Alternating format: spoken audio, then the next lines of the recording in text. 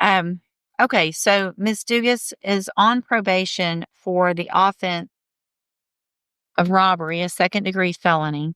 We were previously here, and she entered pleas of true to counts 1 through 12, all of the counts in that motion, second amended motion to revoke unadjudicated probation.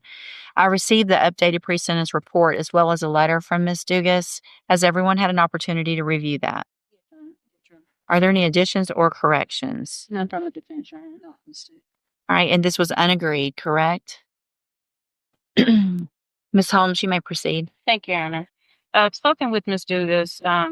Obviously, the various new offenses and violations is not acceptable through probation. She understands that. She stated that throughout this time, she did not have much support. She was going through a hard time in life, and she resorted to doing and committing these offenses. Not being in obviously the right state of mind to be able to successfully complete probation. Ultimately, Ms. Dugas is requesting to have the opportunity to be reinstated to complete probation, and she would like to address the court in regards to this as to her plan of how she can successfully complete if given the opportunity. Okay, go ahead. There you go, Ms. West. Complete this probation. I know it's going to be extended if you do gratitude. My name is John. I'm great. I'm being like I don't my will never be found the world. Ms. Dugas, you did the exact same thing. You robbed someone else while you're on probation for robbery. Not just rob someone else, you failed to ID, failed to report to probation, you committed the new offense of possession of a controlled substance, you resisted arrest it's ridiculous to me that you're saying you want a second chance because this was your second chance. You've already been on probation. You were given the second chance of not going to prison. The fact that Ms. Holmes negotiated a cap of 8 years for you, you should thank your lucky stars. This is ridiculous. 8 years, in my opinion, is not enough. You had every opportunity to do all the things that you're stop crying because you weren't crying when you were robbing people and using drugs and not being a good mom and not doing the things that you should have done when you were given this opportunity. Right? Ms. Malfino? Sorry. I don't think I need to add anything to the report. I think did you follow the agreement that age at the very least is appropriate for her based on the number of violations. I spoke with Mr. Chen yesterday. He does not want to continue to work with her. This is actually her third MTRP. It's about her fifth chance in front of you, not just her second chance in that corporation's purpose. Ms. Dugas, I'm going to find that you entered your pleas of true to counts 1 through 12 freely and voluntarily. Find those counts true. Find sufficient evidence to find you guilty, and at this time, find you guilty of robbery. Going to sentence you to a term of 8 years in the institutional division of the Texas Department of Corrections.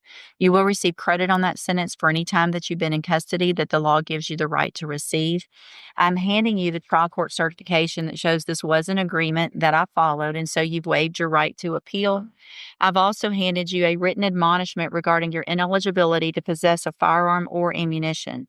Because of the judgment entered against you, you're ineligible under Texas law to possess a firearm or ammunition. Possession of a firearm or ammunition could lead to charges against you. Firearm is a legal term, and you should read that written admonishment I provide you to see what devices qualify as a firearm. If you have questions about the laws that make you ineligible to possess a firearm or ammunition or about how long that lasts, you can talk to Ms. Holmes. I hope you take some advantage of this and actually do what you're saying you're going to do when you get out and change your life. There's programs in prison, take advantage of them, but you're not going to continue to get opportunities like this. If you continue to violate the law after this, you're going to be considered a habitual offender. And if you do anything again, your minimum punishment is going to be 25 years. 25 years minimum for what you've been doing. So you need to change your life or you're never going to see your kids, right? Go back with the bailiff. Good morning. Are you Wesley Antoine? And Mr. Antoine is here for sentencing on probation a deferred probation for aggravated assault, family violence, and that was a 10-year deferred probation that he was given back November 14th of 2023. Entered pleas of true, it looks like, to counts 1 through 11 in the motion to revoke unadjudicated probation. I've received an updated pre-sentence report. This was an open plea to the court. Is that correct? Yes, Your Honor. The court had previously, when we were here before, it advised the court, that he received 4 months on that new case in Louisiana, but it does involve the same victim, Miss Red, as his case here. Mhm. We had discussed 6. The court did not feel comfortable with that, so we just decided to go off to you. Okay. All right. So that's what, and I wanted to remind myself, I had a notation on this about that new offense. So the new offense was in Louisiana, and it was domestic abuse, battery, also by strangulation, correct? Against the same victim. All right. Mr. Lewis, you may proceed. Judge, in this situation, of all my conversations with Mr. Antoine here, a lot of his issues come back to his mental health problems. And at the time, I believe he was not really open about getting the help that he needed with these issues. And once he got on probation, of course, those issues took over where he became in a very unstable situation. He admitted that he was homeless for a period of time there, which why he went back to Louisiana. All of his family is there. We had some sort of support system. But Judge, he understands that he did mess up. He understands that, he hasn't done what he needed to on probation. He's taken it out for it. And he's just, at this point, he's asking children for any consideration possible for so he can get out. Thank you, Mr. Lewis. So on that original pre-sentence report, and the orders that went along with that, I mean, this is a first-degree felony. So on that deferred probation, it specifically ordered all the things that Mr. Lewis is asking for now. You've already had access to all of those things. To be placed on the specialized mental health caseload, to get an evaluation and get any type of help and treatment that is available. You were ordered to do those things. And in fact, what you pled to on this motion, true, is that you didn't get the evaluation completed. And so you never were able to get services. And that was your choice. Everything was given to you.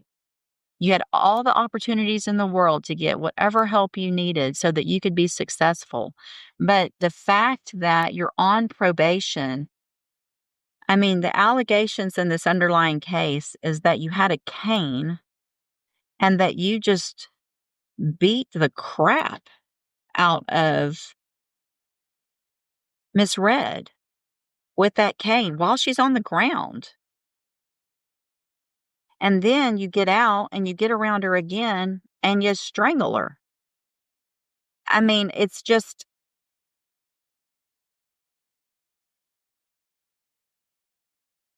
beyond me. That's where what you would do. I mean, it sounds like if you go to Louisiana, if you have support, that's great. But to go back and do that to her without permission, you weren't working, you didn't have your mental health, you didn't do your community service, you didn't do the batterers intervention prevention program, which probably would have taught you how to not beat on and attack and put your hands on people that you supposedly care about. Got a new offense over there for that. Anyway, I'm going to find that you entered your pleas of true to counts 1 through 11 freely and voluntarily. I'm going to find those counts true. Find sufficient evidence to find you guilty, and at this time find you guilty of aggravated assault on a family victim. I'm going to sentence you to a term of 15 years in the institutional division of the Texas Department of Corrections. You will receive credit on that sentence for any time that you've been in custody, that the laws give you the right to receive. I believe the initial was yes. I am going to make the finding that there was a deadly weapon in that initial case. I'm going to hand you the trial court certification. You need to sign this with Mr. Lewis. It shows that this was not a plea agreement. You have some rights to appeal. You can talk to him about that. I'm also going to hand you a written admonishment regarding your ineligibility to possess a firearm or ammunition. Because of the judgment entered against you, you're ineligible under Texas law to possess a firearm or ammunition. Possession of a firearm or ammunition could lead to charges against you. Firearm is a legal term, and you should read the written admonishment I provide to see what devices qualify as a firearm. If you have questions about the laws that make you ineligible to possess a firearm or ammunition or about how long that lasts, you can talk to Mr. Lewis. Good luck to you, sir. Sign that, and then you can go back with the bailiff. When the justice system gives someone a second chance, the expectation is clear. Don't throw it away. But in a Texas courtroom today, we witnessed two defendants who did exactly that, and a judge who had seen enough. First, Miss Dugas, originally placed on probation for robbery, a second-degree felony, came back before the court having committed the very same crime she was supposed to be rehabilitating from. While on probation for robbery, she robbed again. She also failed to report, picked up a drug possession charge, and resisted arrest. When she stood before the judge asking for yet another shot at probation, the court didn't hold back. This wasn't her second chance. It was already her second chance. The judge sentenced her to 8 years in the Texas Department of Corrections and made clear one more offense after release, and she's looking at a mandatory minimum of 25 years as a habitual offender. Then came Wesley Antoine, on a 10-year deferred probation for aggravated assault on a family member. The court had ordered mental health evaluations, batterers intervention programs, and support services. He completed none of it. Instead, he returned to Louisiana, without permission, and strangled the same victim he had previously beaten with a cane. He caught a new charge in Louisiana for domestic abuse by strangulation and came back to Texas facing the consequences. The judge sentenced him to 15 years, with a deadly weapon finding attached. 2 cases. 2 individuals given structured pathways to avoid prison. Both chose differently. The courtroom doesn't lie, actions have consequences, and judges are paying attention. If you found this case as eye-opening as we did, hit that like button, drop your thoughts in the comments, and subscribe for more real courtroom breakdowns. Because justice never gets old.